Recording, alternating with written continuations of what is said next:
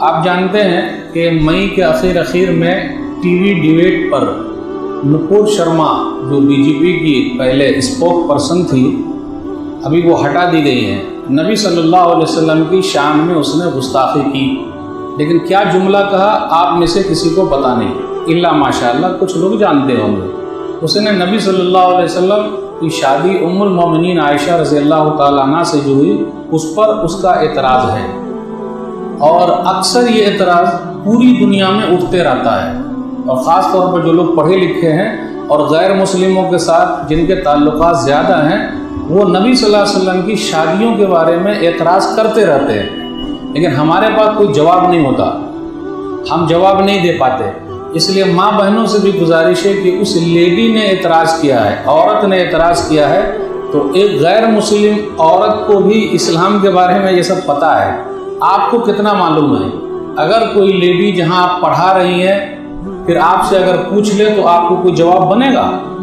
بہت سارے مسلمان بھائی ایسے ہیں، ان سے اگر پوچھ لیا جائے تو ان کے پاس کوئی جواب نہیں ہے۔ تو کوئی جواب نہیں تو کتنے لوگ نفرت کرنے لگتے ہیں، ارے یہ کیا ہو رہا ہے، کیوں ایسا ہوا، شادی کر لیے، نعوذ باللہ کون کون سا جملہ بولتے، کیا 9 سال کی تو تھی، کیسے شادی کر لیے، دس اور دیٹ۔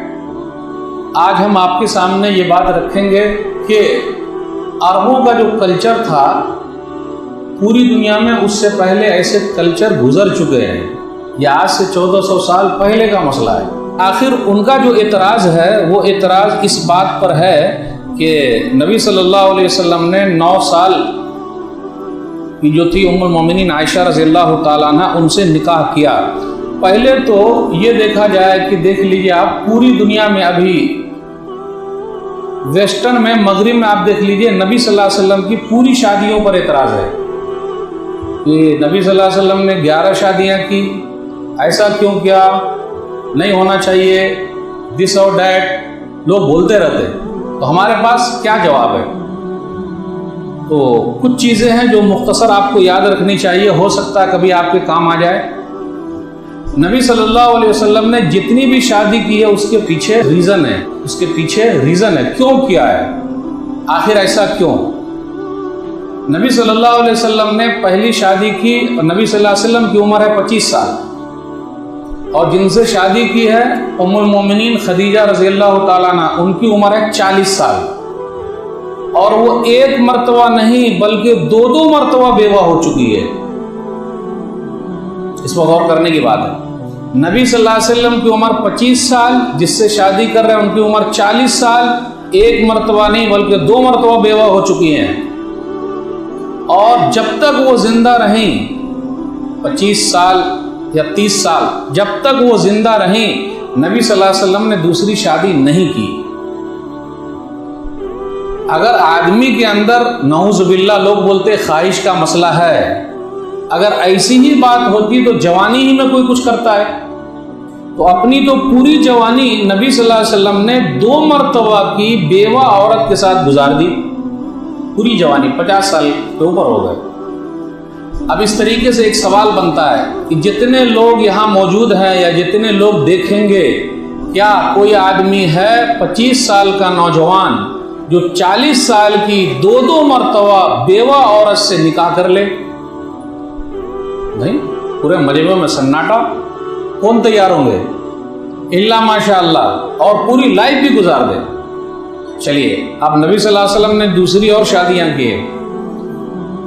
غزوہ احد کے بعد، اس لیے یہ سب پوائنٹ یاد رکھنا ضروری ہے، غزوہ احد کے بعد جو 3 ہجری میں ہوا تھا، شوال 3 ہجری میں، کہ مکہ کے لوگ مدینہ آ گئے تھے اور حملہ کر دیا تھا، 70 صحابہ کرام شہید ہو گئے، 70 صحابہ کرام شہید ہوئے۔ اس مسئلے میں بہت ساری عورتیں بیوہ ہو گئی، بچے یتیم ہو گئے۔ پیارے نبی صلی اللہ علیہ وسلم نے اس زمانے میں جو عورتیں بیوہ ہوئی تھی، خود نبی صلی اللہ علیہ وسلم نے پہل کیا اور ایسے ام المومنین سے نکاح کیا اور ان کو اپنے یہاں لے کر آئے۔ اسی میں سے کئی لوگوں کا نام ہے، آپ دیکھ لیجیے۔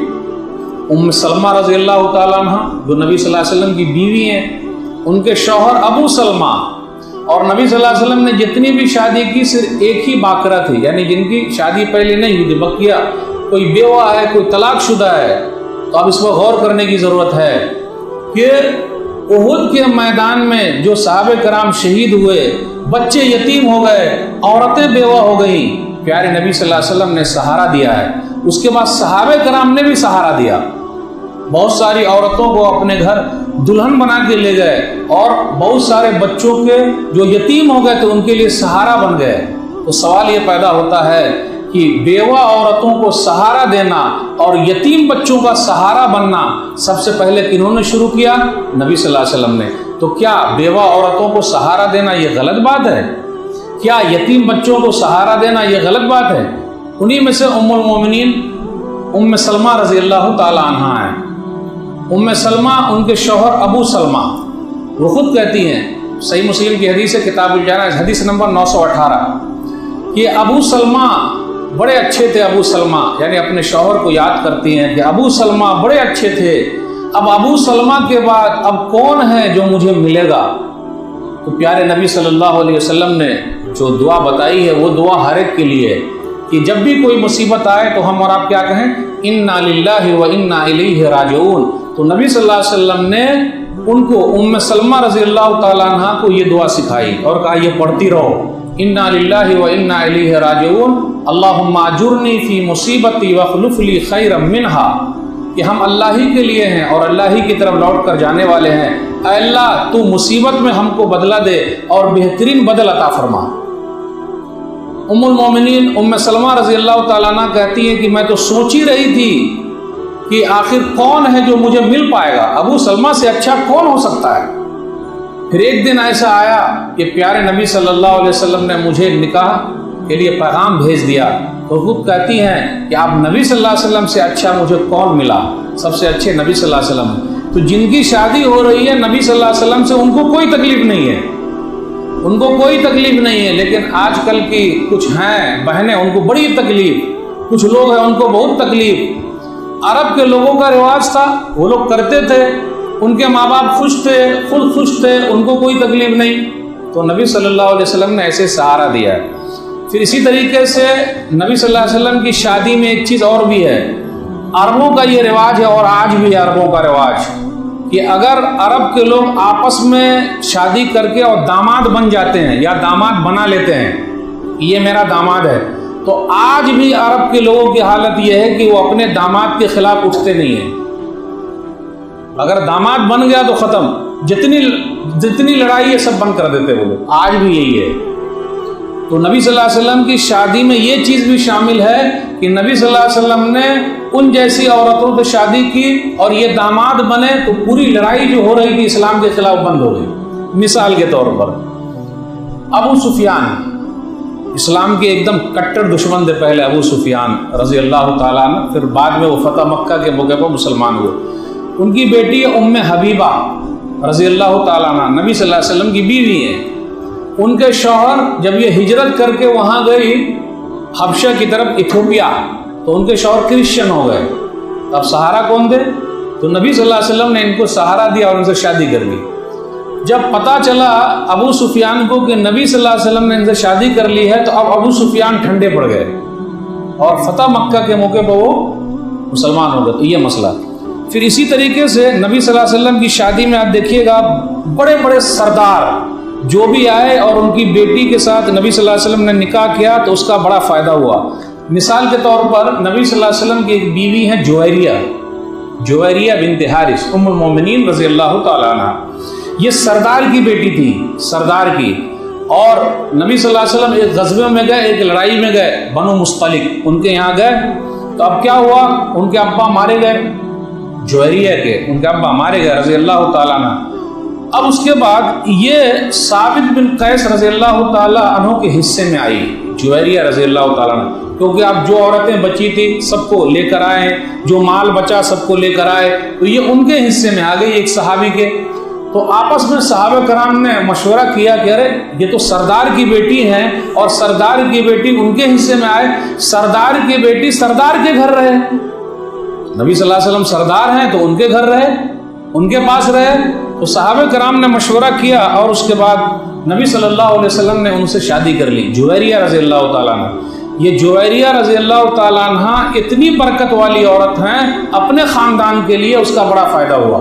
تو نبی صلی اللہ علیہ وسلم نے جتنی شادی کی ہے سب میں ریزن ہے اور اس میں سماج کا فائدہ ہے۔ سنن ابی داؤد کتاب حدیث نمبر 3931، نبی صلی اللہ علیہ وسلم نے جویریہ رضی اللہ تعالیٰ عنہ سے شادی کی، تو جب شادی کر لی تو جتنے قیدی بنا کے لائے گئے تھے صحابہ کرام نے کہا اصحاب رسول اللہ، یہ عربوں کا طریقہ ہے، صحابہ کرام نے کہا اصحاب رسول اللہ، یہ تو رسول اللہ صلی اللہ علیہ وسلم کیا وہ لوگ ہو گئے، نسبت والے ہو گئے، اب تو شادی جب ہو گئی تو سب وہی ہو گئے، پورا نبی صلی اللہ علیہ وسلم کے خاندان والے ہو گئے، رشتہ داری والے ہو گئے، اور ان کو ہم قید کر کے مدینہ لے جائیں گے، ایسا نہیں ہوگا۔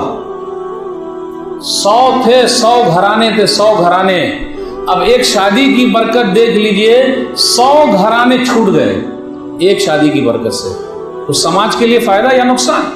اصحاب رسول اللہ، راوی بیان کرتے ہیں فما رأینا امرأۃ کانت اعظم برکۃ علی قومها منها، کہ میں نے جویریہ سے زیادہ اچھی کسی عورت کو برکت میں نہیں پایا کہ جس کے شادی کرنے سے اتنی برکت ہو جائے کہ ان کے پورے خاندان کو چھوڑ دیا گیا، 100 گھرانے تھے، اور کہا نہیں ان کو قید کر کے نہیں لے جائیں گے، کیونکہ اب یہ نبی صلی اللہ علیہ وسلم کے خاندان کے لوگ ہو گئے ہیں، ان کے رشتہ دار کے لوگ ہو گئے، ہم لوگ کیسے لے جائیں گے، یہ ہو نہیں سکتا۔ تو راوی کہتے ہیں اوتق فی سببها 100 اہل بیت من بنی المصطلق، 100 کے 100 گھرانے سب چھوٹ گئے، اب قیدی بن کے نہیں آئے۔ تو دیکھا آپ نے، سردار کی بیٹی سردار کے پاس رہے گی، ان کا مقام و مرتبہ اونچا ہے۔ تو پیارے نبی صلی اللہ علیہ وسلم نے جتنی شادی کی ہے اس کے اندر ریزن ہے، کوئی نہ کوئی مقصد ہے، بغیر مقصد کے نہیں۔ پھر اسی طرح صفیہ رضی اللہ تعالیٰ عنہ، یہودی سردار کی بیٹی تھی صفیہ رضی اللہ تعالیٰ عنہ۔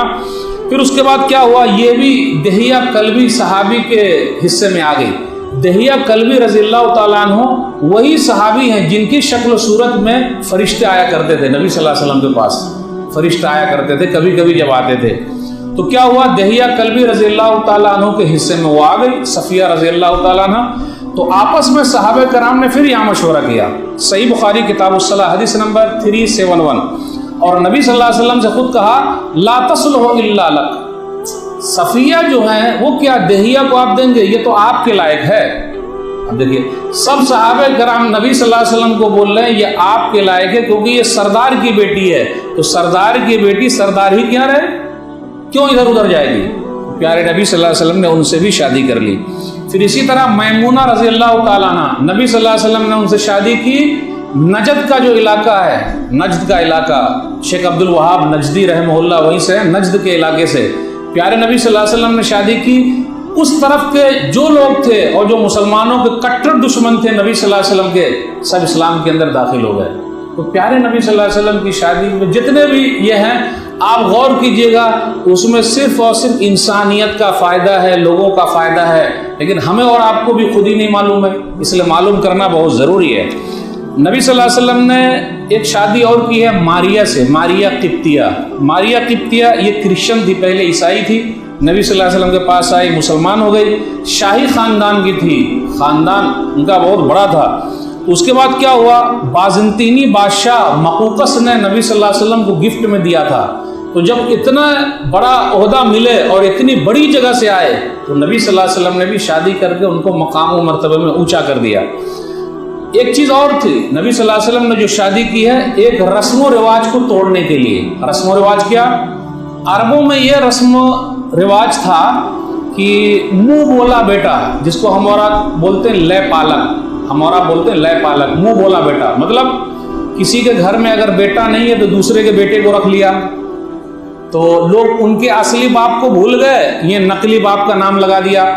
تو اسلام کے اندر لے پالک نہیں ہے، منہ بولا بیٹا نہیں ہے، اس کا اصلی باپ رہے گا۔ آج جو ہمارے یہاں ہے نا کہ ہم اور آپ لے لیتے، بچہ پیدا نہیں ہوا لے لیا، اس کا بیٹا اس کا بیٹا اس کا بیٹا اور اپنا نام جوڑ دیے، یہ صحیح نہیں ہے۔ اس کے باپ کا ہی نام جڑا رہے گا، گرچہ آپ اس کی کفالت کر رہے ہیں، کہیں بھی جائے گا اس کے باپ کا نام رہے گا۔ تو اب لوگوں نے زید رضی اللہ تعالیٰ عنہ کو بولنا شروع کر دیا زید بن محمد، یہ محمد صلی اللہ علیہ وسلم کے بیٹے ہیں، نعوذ باللہ، جبکہ زید کے ابا کا نام تھا حارثہ، زید بن حارثہ. تو نبی صلی اللہ علیہ وسلم نے اپنی پھوپھی کی بیٹی زینب بنت جہش رضی اللہ تعالی عنہا سے زید رضی اللہ تعالیٰ عنہ کی شادی کرائی تھی نبی صلی اللہ علیہ وسلم نے. اب سب کو یہ مشہور ہو گیا پورے حرم میں کہ زید جو ہے نبی صلی اللہ علیہ وسلم کے بیٹے ہیں منہ بولے بیٹے ہیں. اب کیا ہوا؟ دونوں میں نہیں جمی، زید میں نہیں جمی، زینب میں نہیں جمی. تو کیا ہوا؟ نہیں جمی تو طلاق کی نوبت آ گئی. اب جب طلاق کی نوبت آ گئی تو طلاق ہو بھی گئی. اب جب طلاق ہو گئی تو اب کیا؟ تو نبی صلی اللہ علیہ وسلم نہیں چاہتے تھے کہ یہ شادی ہو، کیونکہ عرب کے لوگوں نے اس پر اعتراض کیا تھا. لیکن عائشہ رضی اللہ تعالیٰ عنہ کی شادی کے بارے میں جو ابھی میں ذکر کرنے والا ہوں، کسی عرب کا کوئی اعتراض نہیں ہے. ایک بھی عرب کا آدمی جو نبی صلی اللہ علیہ وسلم کے زمانے میں تھا اس نے اعتراض کیا ہو کہ 9 سال میں شادی کر لیا، ایک نے بھی اعتراض نہیں کیا. ہاں نبی صلی اللہ علیہ وسلم پر یہ اعتراض تھا یہ شادی میں، کہہ رہے منہ بولے بیٹے کی وہ جو ہے نا عورت اس کو طلاق دے دیا تو کیا یہ شادی کر رہے ہیں، یہ صحیح نہیں ہے، یہ ہے وہ شادی کر لیا دس اور دیٹ. لیکن اس پر نہیں کیا، کبھی بھی نہیں کیا.